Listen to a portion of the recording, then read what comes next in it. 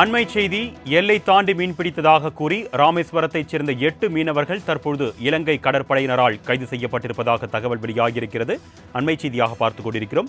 இதுகுறித்த கூடுதல் விவரங்களை செய்தியாளர் மதன் வழங்க நாம் கேட்கலாம். வணக்கம் மதன், கூடுதல் விவரங்கள்.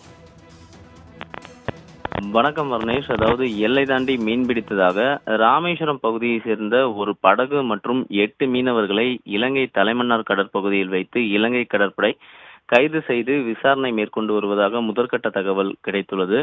அதாவது ராமேஸ்வரம் மீன்பிடி துறைமுகத்திலிருந்து நேற்று மீனவர்கள் மீன்வளத்துறை அதிகாரிகளிடமிருந்து மீன் பிடிப்பதற்கான அனுமதி சீட்டு பெற்று மீன்பிடிக்க கடலுக்கு சென்றிருந்தனர். இந்நிலையில் இலங்கை தலைமன்னார் கடற்பகுதியில் வைத்து எல்லை தாண்டி மீன்பிடித்ததாக ஒரு குற்றச்சாட்டை முன்வைத்து அங்கு ரோந்து பணியில் ஈடுபட்டு கொண்டிருந்த இலங்கை கடற்படை ஒரு படகு மற்றும் 8 மீனவர்களை இலங்கை கடற்படை கைது செய்து இலங்கை மன்னார் கடற்படை முகாமிற்கு அழைத்து சென்று தற்போது விசாரணை மேற்கொண்டு வருவதாக முதற்கட்ட தகவல் கிடைத்துள்ளது. மேலும் கைது செய்யப்பட்ட மீனவர்கள் இலங்கை நீதிமன்றத்தில் ஆஜர்படுத்தப்பட்டு சிறையில் அடைக்கப்படுவார்கள் என எதிர்பார்க்கவும் படுகிறது.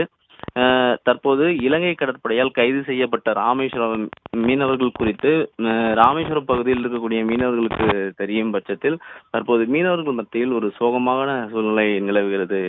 அருணேஷ்.